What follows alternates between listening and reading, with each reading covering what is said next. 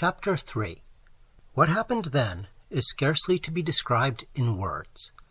It is full of those paradoxes, contradictions, and anomalies which have no place in waking life, but which fill our more fantastic dreams, and are taken as a matter of course till we return to our narrow, rigid, objective world of limited causation and tridimensional logic.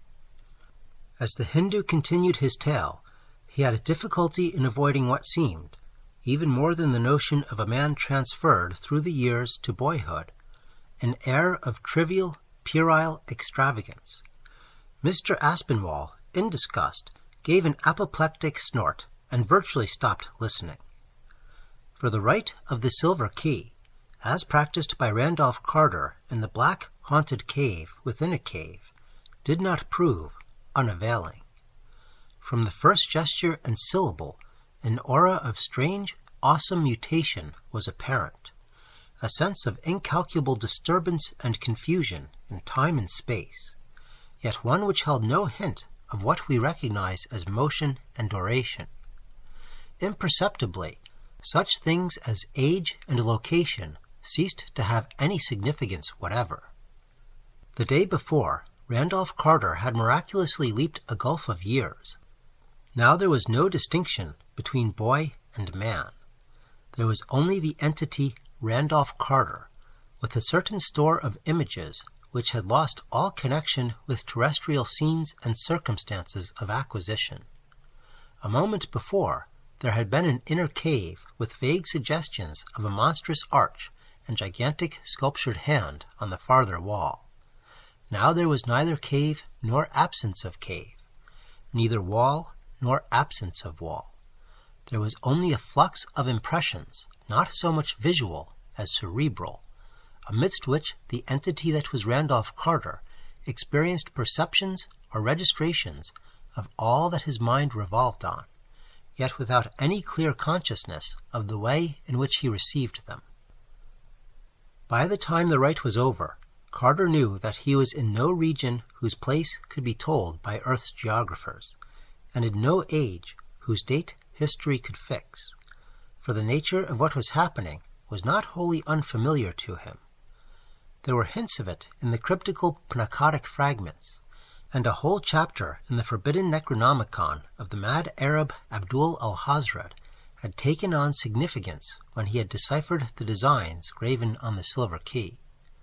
A gate had been unlocked, not indeed the ultimate gate, but one leading from earth and time to that extension of earth which is outside time, and from which in turn the ultimate gate leads fearsomely and perilously to the last void which is outside all earths, all universes, and all matter.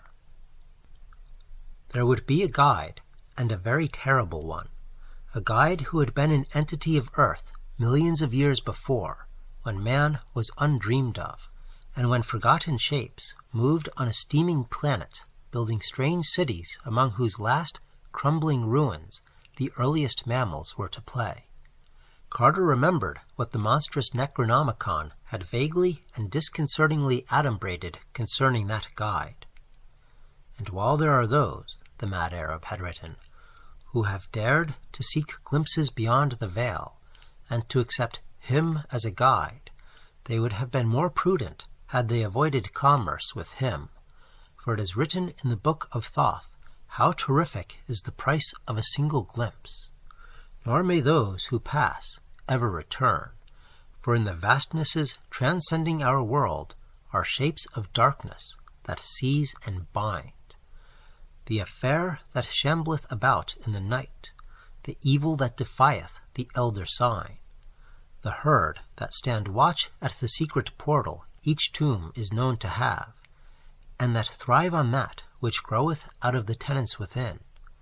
All these blacknesses are lesser than he who guardeth the gateway, he who will guide the rash one beyond all the worlds into the abyss of unnameable devourers, for he is at-Tawil, the most ancient one, which the scribe rendereth as the prolonged of life. Memory and imagination shaped dim half-pictures with uncertain outlines amidst the seething chaos, but Carter knew that they were of memory and imagination only. Yet he felt that it was not chance which built these things in his consciousness, but rather some vast reality, ineffable and undimensioned, which surrounded him and strove to translate itself into the only symbols he was capable of grasping. For no mind of earth may grasp the extensions of shape which interweave in the oblique gulfs outside time and the dimensions we know.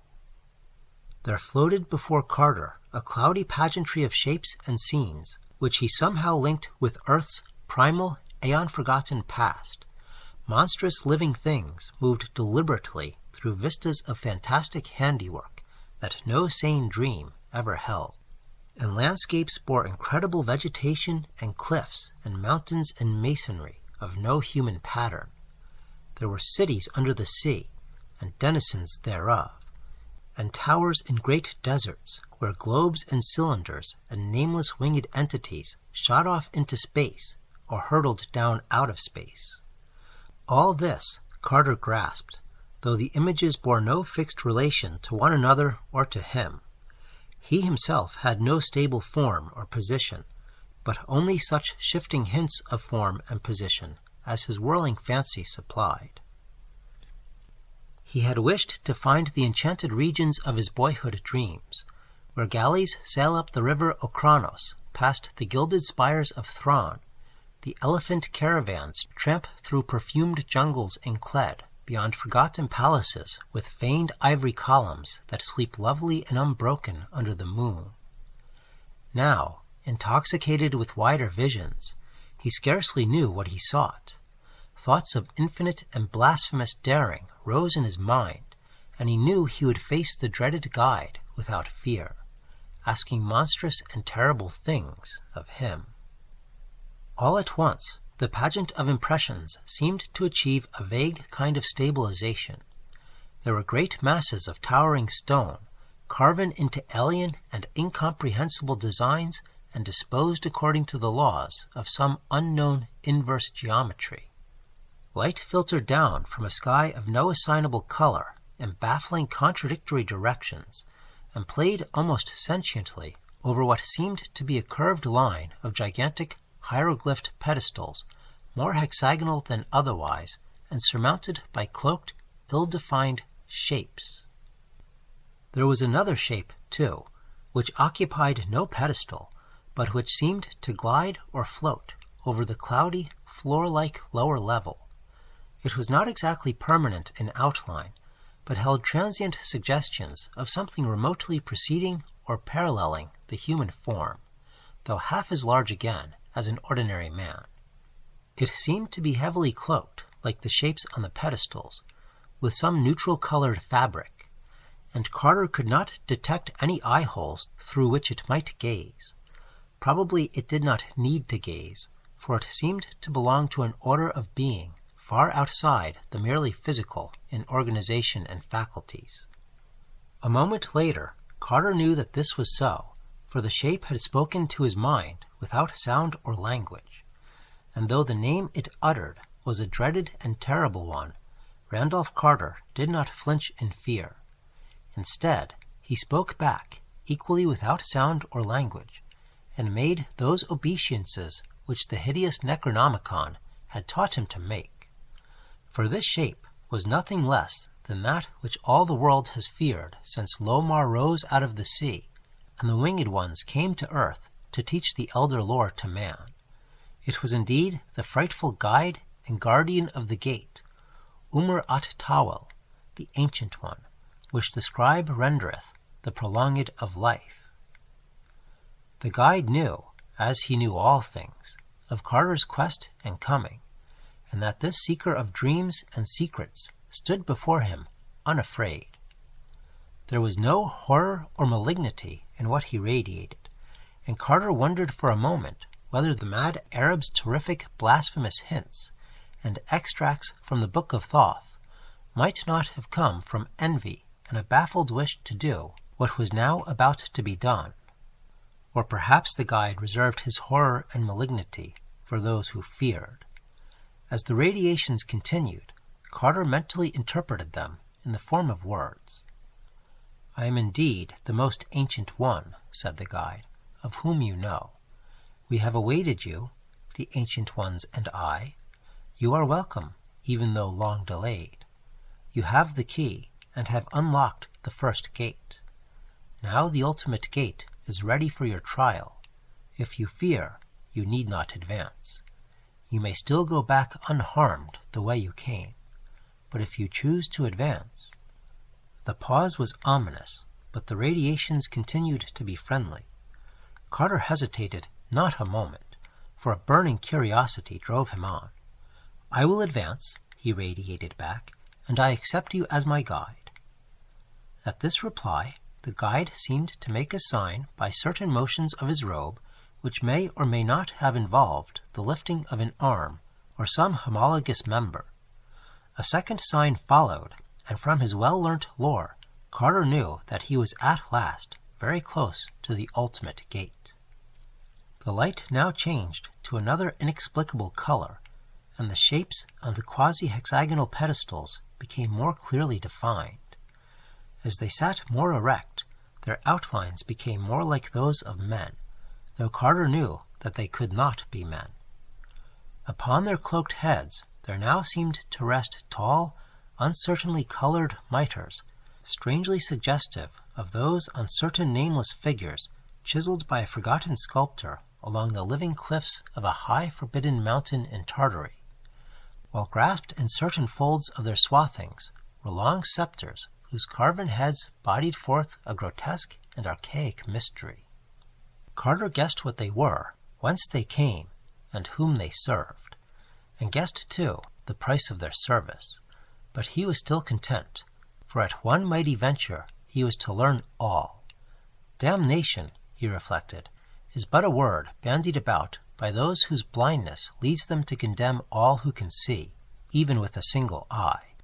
He wondered at the vast conceit of those who had babbled of the malignant ancient ones, as if they could pause from their everlasting dreams to wreak a wrath upon mankind. As well, he thought, might a mammoth pause to visit frantic vengeance on an angleworm.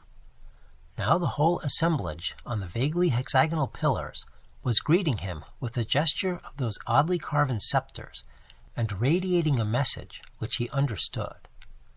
"We salute you, most ancient one, and you, Randolph Carter, whose daring has made you one of us." Carter saw now that one of the pedestals was vacant, and a gesture of the most ancient one told him it was reserved for him. He saw also another pedestal, taller than the rest, and at the center of the oddly curved line, neither semicircle nor ellipse, parabola nor hyperbola, which they formed. This, he guessed, was the guide's own throne. Moving and rising in a manner hardly definable, Carter took his seat, and as he did so, he saw that the guide had likewise seated himself. Gradually and mistily it became apparent that the most ancient one was holding something, some object clutched in the outflung folds of his robe, as if for the sight, or what answered for sight, of the cloaked companions. It was a large sphere, or apparent sphere, of some obscurely iridescent metal, and as the guide put it forward, a low, pervasive half-impression of sound began to rise and fall in intervals which seemed to be rhythmic, even though they followed no rhythm of earth. There was a suggestion of chanting, or what human imagination might interpret as chanting.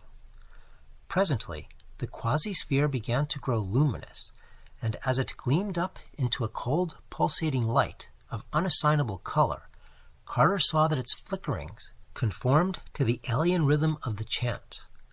Then all the mitred, scepter-bearing shapes on the pedestals commenced a slight, curious swaying in the same inexplicable rhythm, while nimbuses of unclassifiable light, resembling that of the quasi-sphere, played round their shrouded heads.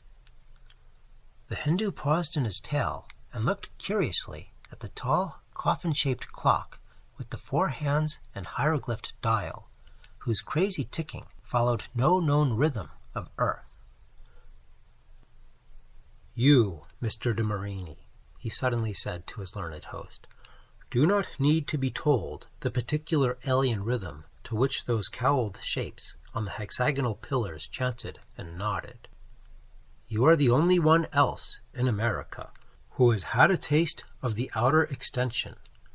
That clock, I suppose it was sent to you by the yogi poor Harley Warren used to talk about, the seer who said that he alone of living men had been to Yian-Ho, the hidden legacy of sinister aeon-old Leng, and had borne certain things away from that dreadful and forbidden city. I wonder how many of its subtler properties you know.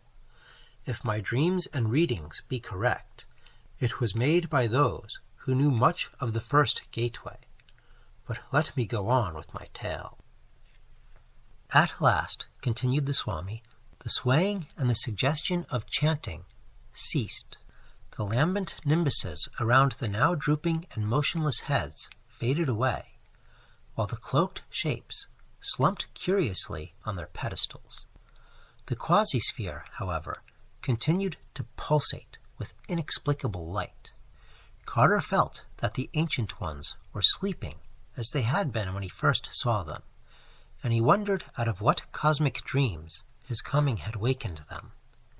Slowly there filtered into his mind the truth that this strange chanting ritual had been one of instruction, and that the companions had been chanted by the most Ancient One into a new and peculiar kind of sleep, in order that their dreams might open the ultimate gate to which the silver key was a passport. He knew that in the profundity of this deep sleep they were contemplating unplumbed vastnesses of utter and absolute outsidedness, with which the earth had nothing to do, and that they were to accomplish that which his presence had demanded. The guide did not share this sleep, but seemed still to be giving instructions in some subtle, soundless way. Evidently, he was implanting images of those things which he wished the companions to dream, and Carter knew that as each of the Ancient Ones pictured the prescribed thought, there would be born the nucleus of a manifestation visible to his own earthly eyes. When the dreams of all the shapes had achieved a oneness, that manifestation would occur, and everything he required be materialized through concentration. He had seen such things on Earth, in India, where the combined projected will of a circle of adepts can make a thought take tangible substance, and in Hori Atlanat, of which few men dare speak. Just what the ultimate gate was, and how it was to be passed, Carter could not be certain, but a feeling of tense expectancy surged over him. He was conscious of having a kind of body, and of holding the fateful silver key in his hand. The masses of towering stone opposite him seemed to possess the evenness of a wall, toward the center of which his eyes were irresistibly drawn. And then suddenly he felt the mental currents of the most Ancient One cease to flow forth. For the first time, Carter realized how terrific utter silence, mental and physical, may be. The earlier moments had never failed to contain some perceptible rhythm, if only the faint, cryptical pulse of the earth's dimensional extension. But now the hush of the abyss seemed to fall upon everything. Despite his intimations of body, he had no audible breath, and the glow of at-Tawil's quasi-sphere had grown petrifiedly fixed and unpulsating. A potent nimbus, brighter than those which had played round the heads of the shapes, blazed frozenly over the shrouded skull of the terrible guide. A dizziness assailed Carter, and his sense of lost orientation waxed 1,000-fold. The strange lights seemed to hold the quality of the most impenetrable blacknesses heaped upon blacknesses, while about the Ancient Ones, so close on their pseudo-hexagonal thrones, there hovered an air of the most stupefying remoteness. Then he felt himself wafted into immeasurable depths, with waves of perfumed warmth lapping against his face.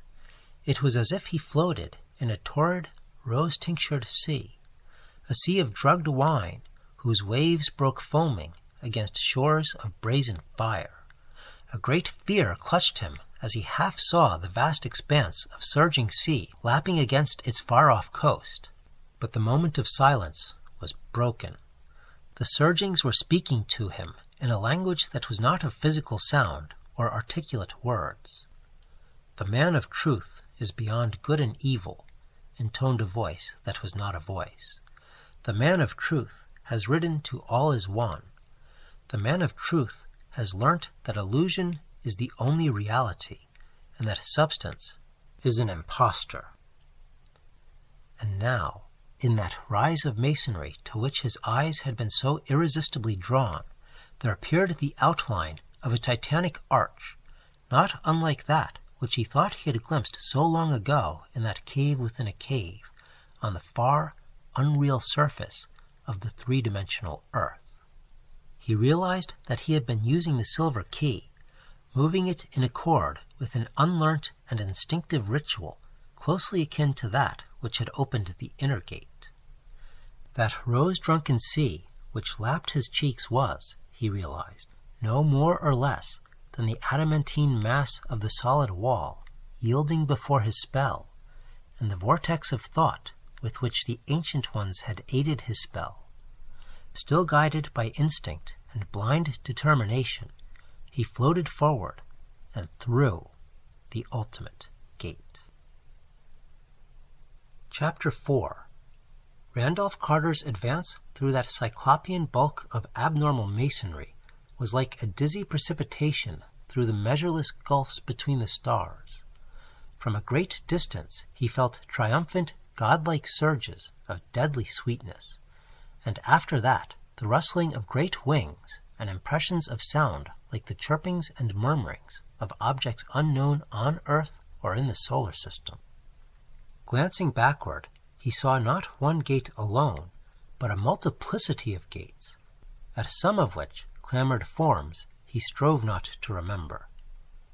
And then, suddenly, he felt a greater terror than that which any of the forms could give, a terror from which he could not flee because it was connected with himself. Even the first gateway had taken something of stability from him, leaving him uncertain about his bodily form and about his relationship to the mistily defined objects around him, but it had not disturbed his sense of unity. He had still been Randolph Carter, a fixed point in the dimensional seething. Now, beyond the ultimate gateway, he realized in a moment of consuming fright that he was not one person, but many persons. He was in many places at the same time. On Earth, on October 7th, 1883, a little boy named Randolph Carter was leaving the snake den in the hushed evening light and running down the rocky slope and through the twisted bowed orchard toward his Uncle Christopher's house in the hills beyond Arkham. Yet at that same moment, which was also somehow in the earthly year of 1928, a vague shadow, not less Randolph Carter, was sitting on a pedestal among the ancient ones in Earth's transdimensional extension. Here, too, was a third Randolph Carter in the unknown and formless cosmic abyss beyond the ultimate gate. And elsewhere, in a chaos of scenes whose infinite multiplicity and monstrous diversity brought him close to the brink of madness, were a limitless confusion of beings which he knew were as much himself as the local manifestations now beyond the ultimate gate. There were Carters and settings belonging to every known and suspected age of Earth's history, and to remoter ages of earthly entity, transcending knowledge, suspicion, and credibility. Carters in forms both human and non-human, vertebrate and invertebrate, conscious and mindless, animal and vegetable, and more. There were Carters having nothing in common with earthly life, but moving outrageously amidst backgrounds of other planets and systems and galaxies and cosmic continua. Spores of eternal life drifting from world to world, universe to universe, yet all equally himself. Some of the glimpses recalled dreams, both faint and vivid, single and persistent, which he had had through the long years since he first began to dream, and a few possessed a haunting, fascinating, and almost horrible familiarity which no earthly logic could explain. Faced with this realization, Randolph Carter reeled in the clutch of supreme horror, horror such as had not been hinted even at the climax of that hideous night when two had ventured into an ancient and abhorred necropolis under a waning moon, and only one had emerged. No death, no doom, no anguish can arouse the surpassing despair which flows from a loss of identity. Merging with nothingness is peaceful oblivion, but to be aware of existence, and yet to know that one is no longer a definite being distinguished from other beings, that one no longer has a self, that is the nameless summit of agony and dread. He knew that there had been a Randolph Carter of Boston, yet could not be sure whether he, the fragment or facet of an earthly entity beyond the ultimate gate, had been that one or some other. His self had been annihilated. And yet he, if indeed there could, in view of that utter nullity of individual existence, be such a thing as he, was equally aware of being in some inconceivable way a legion of selves. It was as though his body had been suddenly transformed into one of those many-limbed and many-headed effigies sculptured in Indian temples, and he contemplated the aggregation in a bewildered attempt to discern which was the original and which the additions, if indeed, supremely monstrous thought, there were any original as distinguished from other embodiments. Then, in the midst of these devastating reflections, Carter's Beyond the Gate fragment was hurled from what had seemed the nadir of horror to black clutching pits of a horror still more profound.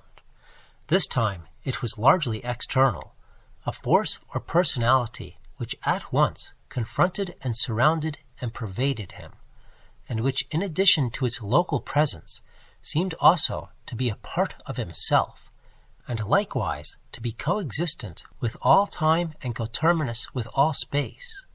There was no visual image, yet the sense of entity and the awful concept of combined localism, identity, and infinity lent a paralyzing terror beyond anything which any Carter fragment had hitherto deemed capable of existing. In the face of that awful wonder, the quasi-Carter forgot the horror of destroyed individuality.